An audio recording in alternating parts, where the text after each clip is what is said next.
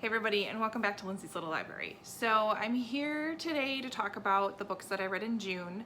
I had intended to film this a little earlier, but it didn't happen.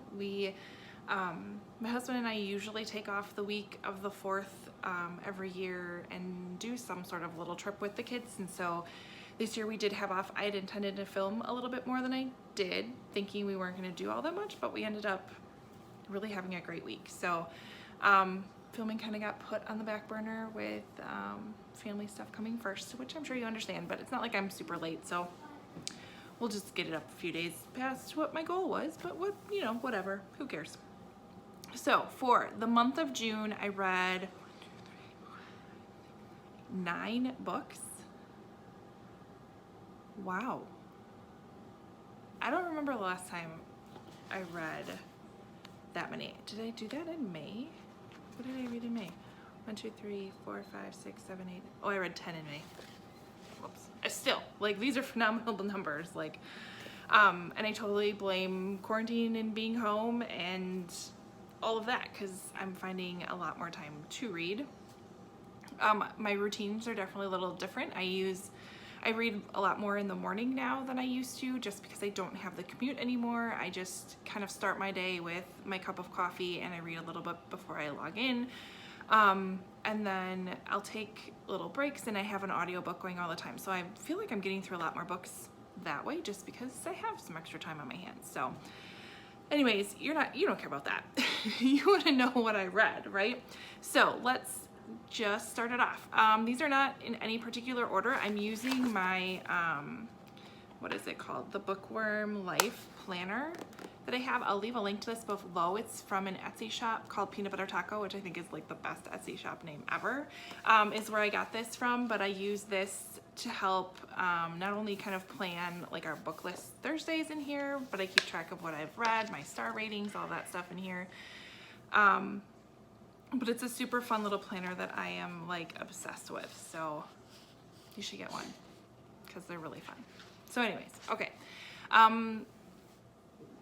I'll save the first book, but first book I'm going to talk about, how about that, is The Happy Ever After Playlist by Abby Jimenez.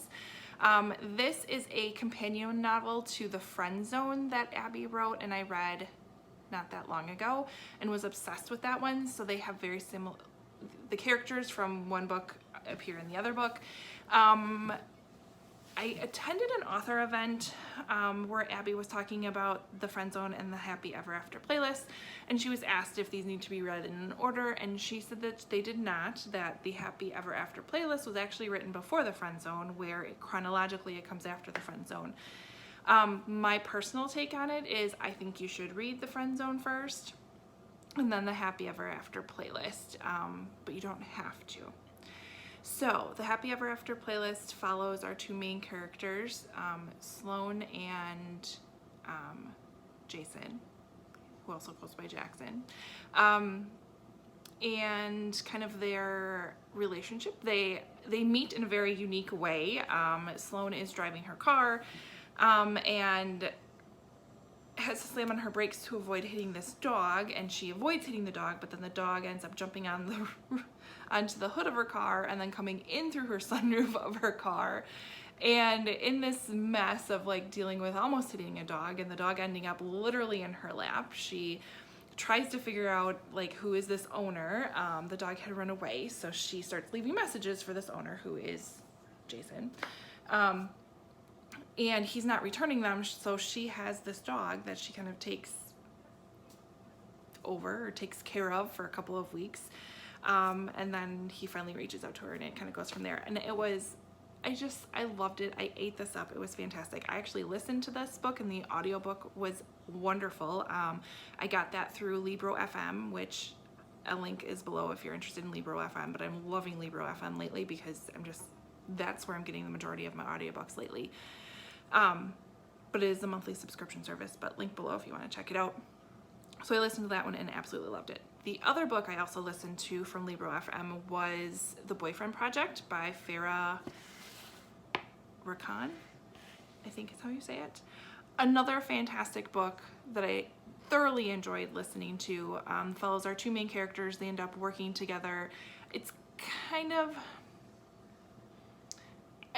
I was surprised at first at kind of what it turned into be, because at first we actually are introduced to 3 women who were, unbeknownst to them, dating the same man. They kind of all figured it out on the same night, and they made this pact with each other, basically saying, we're successful women, why are we getting screwed over by these men all the time? And so they make this pact to basically work on themselves for the next 6 months, and they're going to do it together, and this really awesome friendship ensues between the 3 of them, which I really loved listening to that piece of it. But then there is a romance piece that kind of gets brought in, and I don't want to spoil things, but it was really good. I really enjoyed that one as well. So those were my 2 audiobooks.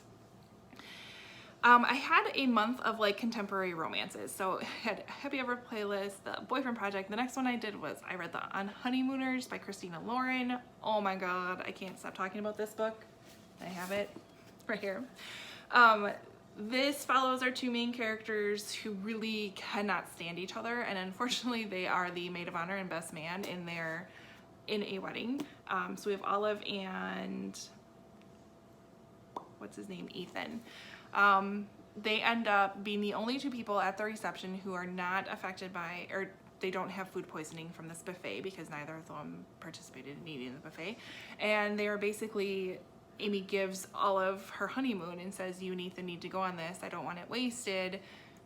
And they end up going, and there are like the so perfect little one-line jabs in this book that just cracked me up. 5 stars. I loved it. Did I read any other ones that were contemporary? Not really. I did read a historical romance. I continued on with my Tessa Dare obsession and read The Governess Game. Again, laughed out loud. I think I even sent a message to Sarah with me like hilariously laughing at the banter that happens between these characters. Tessa Dare writes the most hilarious banter. Like, it's just, you can't help but laugh. You cannot help but laugh. She sets it up so perfect, and then she just like knocks it out of the park. So this is this historical romance about a woman who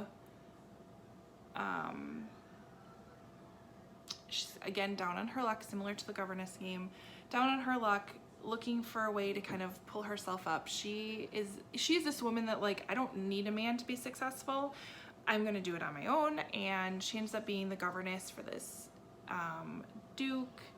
She's just there for the summer to make some money, to again live on her own. She's not interested in a relationship, and of course it goes from there. And these 2 are just, they're hilarious. And then you add in the 2 girls that she's a governess for, and these 2 girls, I think I loved those 2 characters more than any of the other ones in the book, because you just can't help but love them. They're so great. Loved it. That was, what did I give that, 5 stars probably? Yep, 5 stars.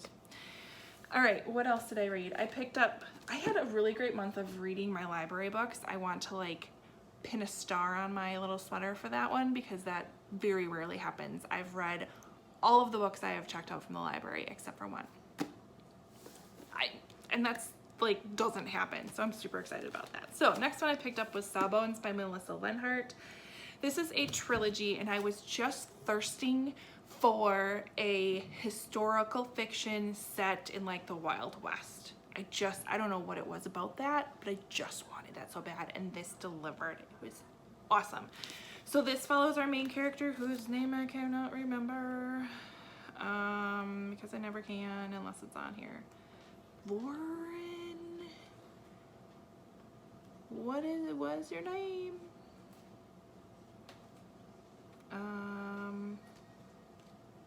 It's taking too long. I can't think of it.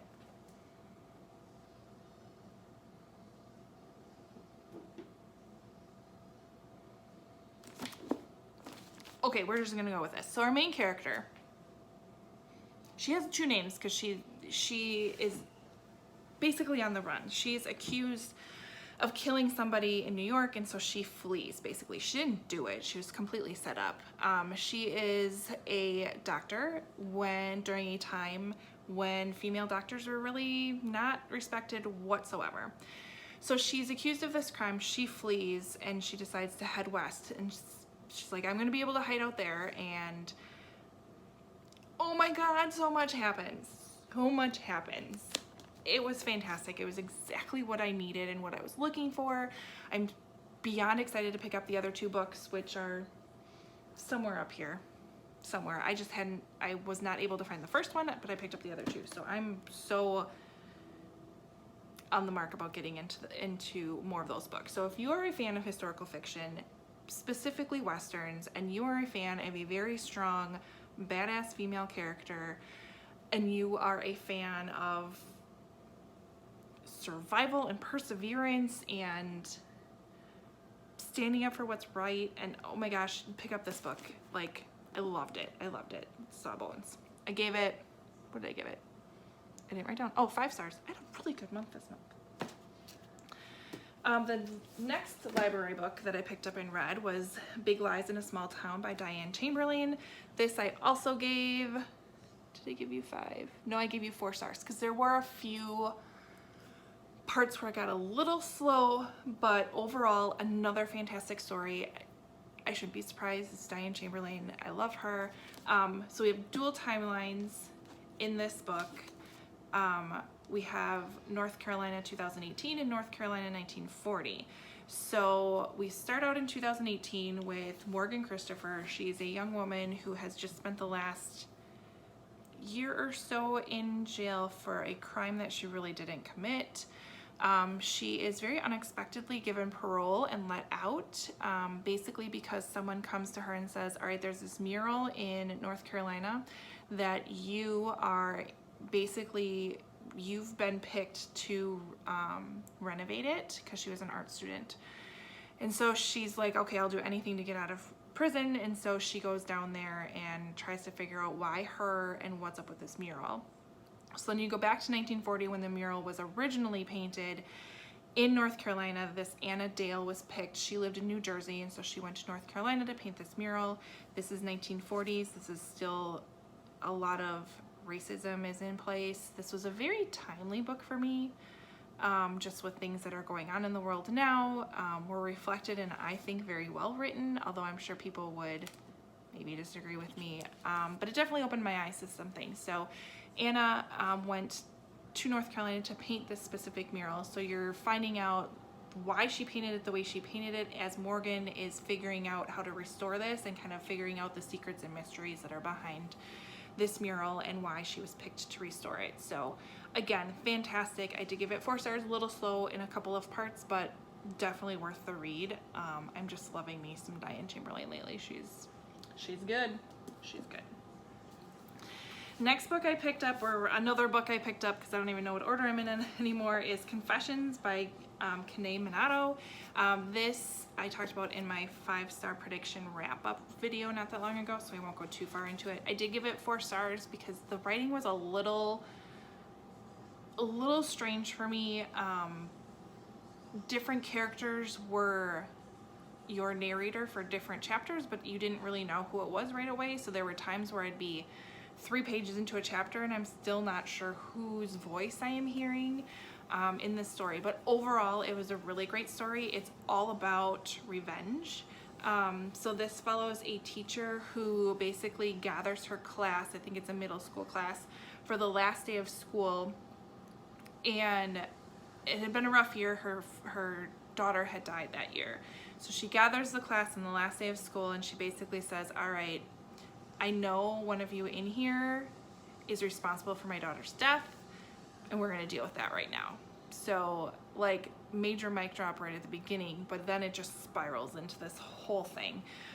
Short book, packs a huge punch, and I still do think about this book and questioning motives and rights versus wrongs, and very interesting because she's dealing with juveniles, and so it's the punishment for a juvenile adequate enough, and it maybe not a punishment, but how do you pay for a crime?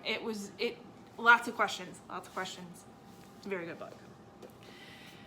All right, what else did I pick up? I read The Good Girl's Guide to Murder by Holly Jackson. It is a YA murder mystery book that follows our main character, and she's basically in her school. You do like a senior year-end project basically before you graduate, and she decides that she's going to take this cold case murder that happened I think it was like 10 years ago or something like that. She's going to take this cold case murder and she's going to basically solve it, and she uncovers some stuff, and it is fantastic. Another like very strong female badass character if you're looking for that. It is YA, so it read really quick for me, and there is another book that I need to get my hands on that kind of follows up with it, but definitely loved it. I gave it 4 stars. We did this for a book club book. The only kind of thing I had to say is like it doesn't make a very good book club book. We didn't have much to talk about, but we still, a lot of us enjoyed it. I actually borrowed it to somebody already. I've borrowed a couple of these books, so I don't have them anymore, but it was good. I do recommend it. And then what's the last one? I think this is the last one I gotta talk about. Home Before Dark by Riley Sagar. This is so good. 5 stars. 5 stars. It is creepy. It is haunted. It is really atmospheric. Like I can picture this house. No problem picturing this house. But this follows our main character, Maggie. I know that because I can cheat and look. Because we know I don't remember main characters' names. She dealt with a very interesting childhood. Her father wrote a book about this haunted house that they lived in at one point in time, and she finds out, well, he passes away. She finds out he still owns this house and has given it to her. She's been skeptical about this whole story her entire life. She does not really remember this house. She doesn't remember the events that happened in this book. And she's kind of slighted a little bit because she's like, why is he making all this money off of this story that I think is completely false? So she goes to this house and all these things happen, and it's so good. It's so good. Riley Sagar is quickly becoming one of my favorite authors. He has the same name as my daughter, so of course I'm a fan. But he just brings you in. I devoured this book in like 2 days. It was insane how quickly I read this book, and it was so good. But I loved it. I loved it. 5 stars. All right, I'm just making sure I talked about all the books I read. I'm pretty sure I did. I did. Okay, so next announcement is I am like this close to hitting 4,000 subscribers on YouTube, which is unbelievable to me, because when I started this, I was happy to hit 100 people, like, and I haven't always done this to kind of be this big huge channel, but just slowly grown, and so we're hitting 4,000 really soon. So in order to celebrate that, because I did not celebrate my 3,000 subscriber, I thought I would do a little 4K giveaway. So as soon as I hit 4,000 subscribers, I have 4 books that I am going to do a giveaway for. So in order to enter the giveaway, I need you to subscribe to my channel and comment below that you want to be entered into the giveaway. I have, again, 4 books that I'm going to be giving away, as well as each book will come with an accompanying book sleeve. Yet to be made, because I kind of sold them all. Well, I have some. Okay, so here's 4. We'll do these. So I've got these 4 book sleeves to accompany these 4 books. So comment below that you want to be entered in the giveaway. I will leave this open until, what's today, Monday? I will close this giveaway on Friday. So you have until Friday, like midnight on Friday, to enter. Comment below that you want to be entered in the giveaway. The 4 books I'm going to give away one is Burnt Town by Jennifer McMahon, who you guys know I'm loving me some Jennifer McMahon. I have The Swans of Fifth Avenue by Melanie Benjamin. I have The Family Next Door by Sally Hepworth. Do you ever really know your neighbors? Maybe during quarantine you know them better. I'm just saying, I'm learning a lot about mine. And Daisy Jones and the Six by Taylor Jenkins Reid. So these are all books that I ended up somehow having multiple copies of, so that's why it's kind of random, but I have them. I'm gonna give them to you guys. One person, like, it's not like you can enter and win all of them. You're gonna only win one, so you'll win a book along with a book sleeve. You have until Friday to enter. US only, please, because I don't want to be killed for shipping. And yeah, I think that's about it. So just a little celebration to help me get to 4,000, or to be at 4,000, as well as supporting me as much as you have with over on Instagram, as well as with my book sleeves. So I am in the process of opening an Etsy shop for that. Just give me some time and that will be up as soon as I get it all figured out. But I think that's all I have for announcements and wrap up and giveaway and all that fun stuff. Plus it's been a 20-minute video and that's a long time. So anyways, again, comment below if you want to be entered into for the giveaway. Thank you so much, and like and subscribe and all that fun stuff, and I will check in with you later.